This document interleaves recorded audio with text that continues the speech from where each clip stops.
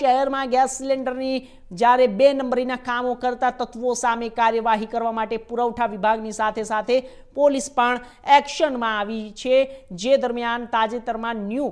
VIP road પર gas refilling કૌભાંડ પકડાયા બાદ એસઓજીએ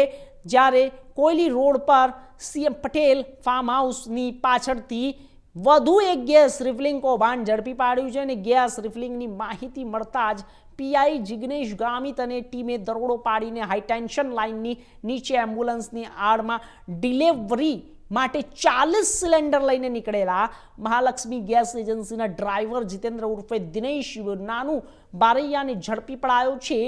પૂછપરછ દરમિયાન ડ્રાઈવરે રામદેવ ગેસ એજન્સીમાંથી સિલિન્ડરો લીધા હોવાની અન્ય 2 ગ્રાહકોને ડિલિવરી આપી એક ગ્રાહકને બ્લેકમાં વેચ્યો હોવાની કબૂલાત કરી હતી। બીજા ભરેલા 37 સિલિન્ડરોમાંથી તે 3 ખાલી પડેલા અને સિલિન્ડરો ભરી રહ્યો હતો, જેથી પોલીસે ટેમ્પો, સિલિન્ડર, ગેસ રિફિલિંગના સાધનો,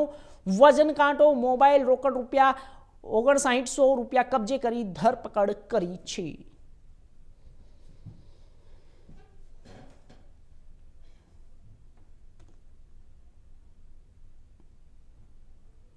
તો આગળ વાત વડોદરા નજીક હરણી ગામમાં આવેલ શ્રી ભીડભંજન મારુતિ મંદિર પાસે જ્યારે અતિ પ્રાચીન